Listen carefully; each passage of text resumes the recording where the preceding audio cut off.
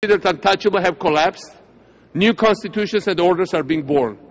An entire region and culture derogatorily labeled as unfit for democracy by some people in more developed countries has given the very world, and including the developed world, a lesson in freedom. Such historical eruptions always come as a surprise. They require from us all this radical astonishment that Aristotle considered as the very beginning of philosophy, the first step towards true wisdom, a radical emancipation from our prejudices and dogmas. Very few predicted the revolutions that swept across Eastern and Central Europe in 1989, of the colored revolutions that followed 15 years later. And even fewer predicted Tunis, Cairo, Benghazi and Tripoli.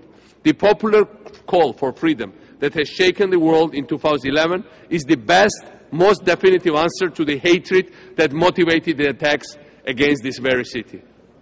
10 years ago, when aspiring populations are free to live their lives, practice their trade, raise their children, voice their ideas, and press their grievances, the space for terrorists to recruit or demagogues to sow ethnic hatred starts to evaporate.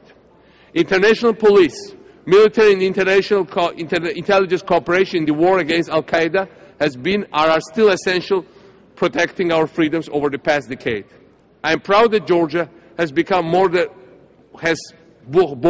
more than its share in the international effort in Afghanistan. I am proud of our soldiers, more than thousands of them, who risk everything in order to defeat the international movement of hatred, and I want to pay tribute to those who have died in the battlefield.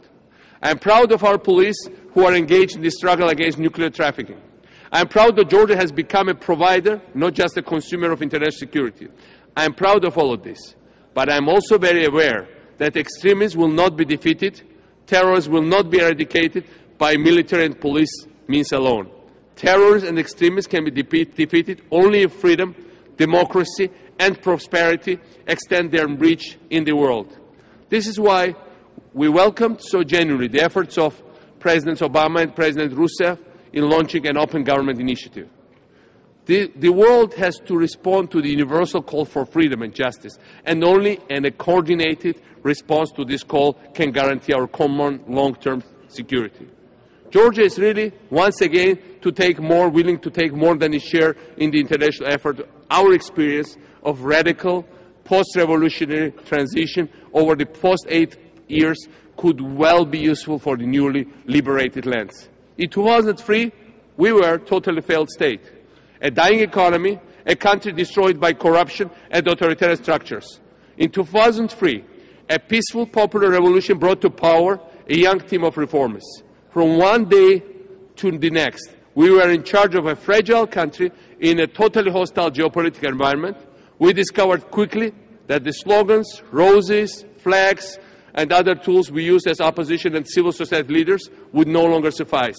We discovered, in fact, that revolutions are not only and not even mainly about the crowds gathering in the streets, that they consist essentially in the long and difficult process of reform that follows, the uprising. This is the main challenge that Tunisia, Egypt or Libya now face. The uplifting images of people celebrating liberation in Tahrir Square or Libyan citizens dancing in Muammar Gaddafi's palaces are already in the past. The successes of those revolutions will depend on what happens after the legions of reporters from CNN, BBC and Al Jazeera have left. This is precisely the moment when our Georgian experience, successes and shortcomings would prove useful. Of course, we hardly succeeded in anything, and we made our mistakes. But we also had astonishing results. In the aftermath of those revolutions, we fired our entire police force, the 100% of policemen. Georgia lived for 3 months without a single policeman. Amazingly, during this very period, the crime rates went down dramatically. Why? Not only because the police was responsible in large part of our crime rate, but also that there was a shared feeling that our citizens finally had a stake and they were living actors in a very specific moment of our nation's history. A moment when everything seems possible, when values become the basis of politics, when you have the feeling of inventing your own future. This feeling is the true engine of history and our best ally against extremists. But it is a fragile feeling, and it has to be nurtured and sustained. In Georgia, we managed to keep this feeling alive until now by permanent process of reform with clear benchmarks. Thanks to radical changes in our police force, customs, tax service, bureaucratic structures, and thanks to the widespread feeling among people that they own this transformation, we have made greatest progress on Transparency International Corruption Index since 2003 than any other state in the world. We are second or third least corrupt state in Europe, according to EBRD survey. We have built a highly favorable investment climate based on efficiency, transparency, and the rule of law. As a result, we are now ranked as one of the easiest places in the world to do business. World Bank ranked Georgia based on 5 years record as world's #1 economic reformer. No other country has progressed in that 5 years period as we did. And we are #1 place in Eastern and Central Europe in terms of doing business. As I said, one of the easiest places in the world. The 2011 EBRD survey on countries in transition singles out Georgia as the most successful country in our region in terms of institution building, on par with developed European countries. There is still a lot to be done, obviously, and we are more committed than ever to pursuing our path of reforms, to continue to build our democracy, even as the barrels of hostile tanks point at us just 40 kilometers away from our capital. Of course, the path of efficient democratic government is difficult, but it is the only path. Of course, people will be impatient and disappointed, but there is no alternative to the success of this call for freedom. This is why it's so important to support this call and to deter those who want to suppress it.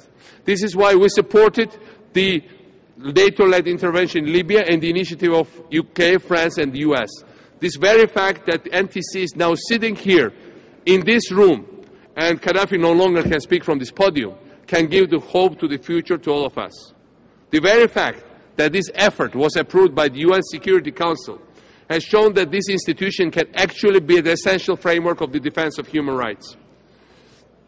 Mr. President, distinguished delegates, the double anniversaries we are marking, the anniversary of the fall of the Soviet Empire and the anniversary of 9/11, continue to confront us with the central question: how can we ensure that the new spaces that have opened in our world in the past 20 years, thanks to the fall of dictators, thanks to the spread of new technologies, are filled by peace rather than violence, by tolerance rather than extremism, and by freedom rather than new forms of enslavement? History will judge our generation by how actively we help to answer this question, particularly in a series of pivotal arenas in what people can abusively frozen to conflicts in and near my region, in the many countries, our international community that remain under tyranny's yoke, and in the places like those Arab states that have achieved a new spring of freedom and are starting to difficult work of reforms. Wael Ghonim, the young Egyptian Google executive who helped connect and mobilize so many of his country's people to stand up for freedom, recently said that the new revolutions like the one his country experienced are a little like Wikipedia. They are grand, open projects in which everyone can contribute. The need for participation applies to us as well. As nation leaders, as key decision makers, we can contribute and we must contribute. Let us rise to that historical imperative. Let us all make our contributions so that together we may avoid the deepest abyss and strive instead for the highest heaven. Thank you.